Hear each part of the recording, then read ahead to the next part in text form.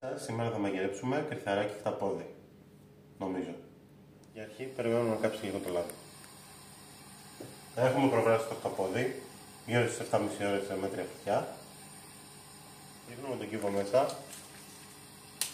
Ωραία. Ρίχνουμε και μισό κιλό δάφνη, αποξηραμένη, γιατί δεν είναι και στο βουνό. Και φεύγουμε. Κάποιες φορές στη ζωή πρέπει να μαγειρέψεις κρυθαράκι. Όχι. Φίλοι μου, γεια σας. Σήμερα θα μαγειρέψουμε κρυθαράκι. Φαίνεται. Ψιλοκομμένη πεπεριά, κρεμμύδι και σκόρδο. Και ψιλοκομμένη να μην είναι, δεν μας απασχολεί.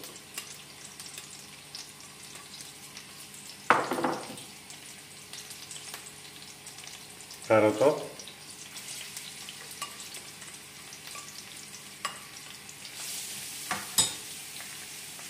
Λάντζα. Το χταπόδι το έχουμε βράσει όπως είπαμε και πριν, γύρω στη 1 ώρα σε μέτρια φωτιά, μαζί με 2 φύλλα δάφνη, καλάθι και ξύδι. Ποσότητες δεν θα σας πω γιατί δεν τις μέτρησα. Βάλτε όσο θέλετε. Συνεχίζουμε να γράφουμε. Λοιπόν, έχουν αρχίσει και φυγαρίζονται εδώ τα ψιψιψώνια. Θα ρίξουμε το χταπόδι. Είναι γύρω στα 600 γραμμάρια.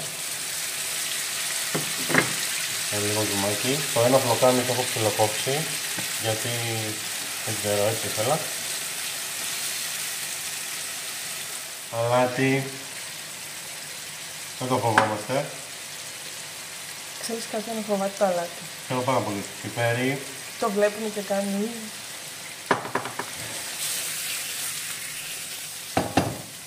Αν λερωθείτε με λάδι είναι καλό σημάδι. Σημαίνει ότι η συνταγή προχωράει με επιτυχία.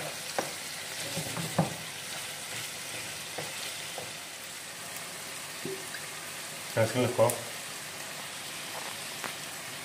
Βάλτε περίπου 1 ποτήρι στην πύρα. Τώρα περιμένουμε να πάρει μια βράση όλο μαζί, να γίνει σουζουμό. Δεν θα μάθετε ποτέ τι λέω. Ρίχνουμε μια σταλίτσα από αυτό. Απαραίτητο σε 3 σημεία του τηγανιού, 4. Μάλιστα. Απλώνουμε λίγο. Ρίχνουμε και... Μισό λεπτό, είναι κορεγούμενο. Πόλπατε ντομάτε. Όχι πάρα πολύ, ούτε πάρα πολύ λίγο. Γύρω στα 4 λίτρα.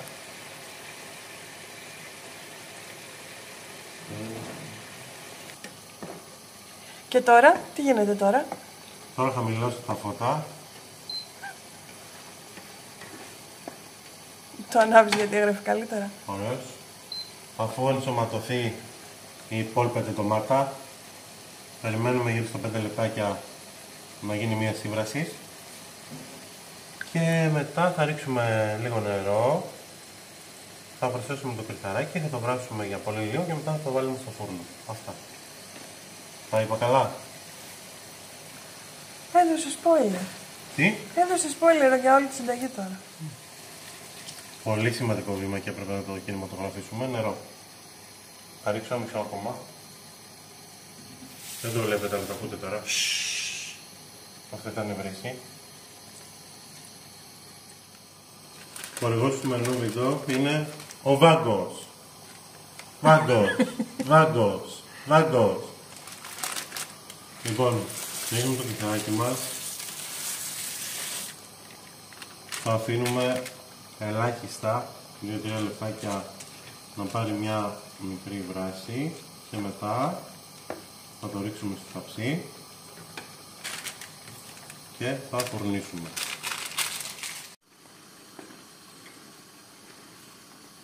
Είμαστε έτοιμοι.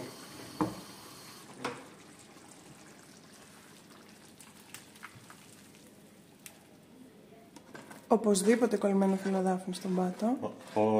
Μη σας απασχολεί αυτό, είναι μέσα στο πρόγραμμα. Συμβαίνει και στις καλύτερες οικογένειες. Επίσης συμβαίνει και όταν δεν έχει καλό τηγάνι. Λοιπόν. Πλάνο δεν ήθελες, το πήρες. Το κρυθαρότο, το κρυθαράκι με χταπόδι, το χταποδότο, ανακαλύφθηκε στην αρχαία Αίγυπτο. Γνωστή για τα φρέσκα χταπόδια Ναι. της. Λοιπόν, είμαστε έτοιμοι για φούρνο. Ψήνουμε στους 200 για περίπου μισή ώρα. Μπορεί και 1,5.